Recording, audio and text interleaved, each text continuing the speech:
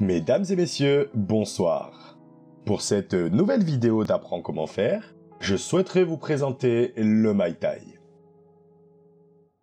Le Mai Tai étant mon cocktail préféré, je me suis senti obligé de vous le partager pour cette deuxième vidéo.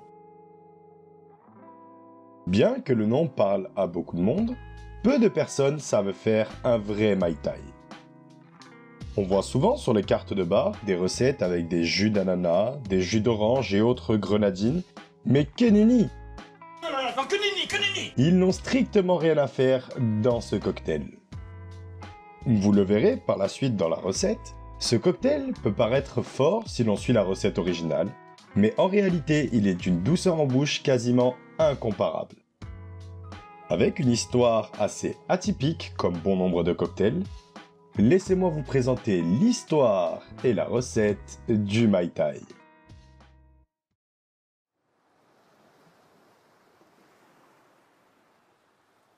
Bien que son nom sonne polynésien, le Mai Tai a été créé en 1944 à Oakland, en Californie.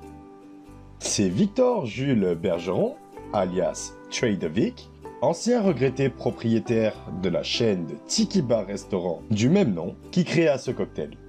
C'est lorsque deux amis tahitiens sont venus lui rendre visite dans son bar-restaurant que Trader Vic décida de créer un cocktail à base de leur rhum préféré, un rhum ambré jamaïcain du nom de Jirway Enifu, désolé pour la prononciation, de 17 ans d'âge. Pour information, la distillerie Jirway Enifu a fabriqué le rhum qui s'est vendu le plus cher au monde, un rhum fabriqué en 1940 à plus de 35 000 $ la bouteille.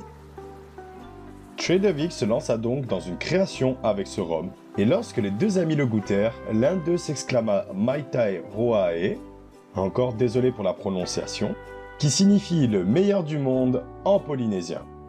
Problème, ce nom est également revendiqué par Don Beach, fondateur du restaurant concurrent le Don Beachcomber à Hollywood, qui aurait apparemment fait un cocktail similaire.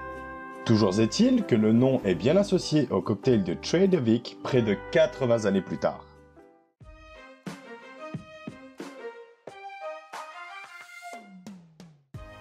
Pour réaliser ce cocktail, il vous faudra déjà un shaker et une passoire.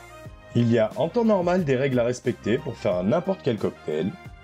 Seulement, je préfère faire une vidéo dédiée. Si ça vous intéresse, dites-le moi dans les commentaires.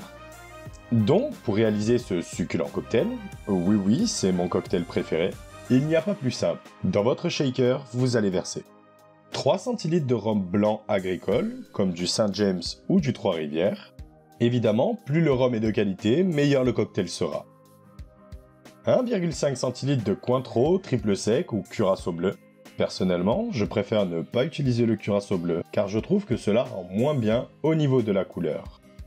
Rajoutez ensuite 0,5 centilitres de sirop de sucre de canne, 3 centilitres de jus de citron vert, pressé évidemment, c'est toujours mieux. Vous pouvez remplacer par du pulco si vous n'avez pas de citron sous la main, mais ce sera beaucoup moins bien.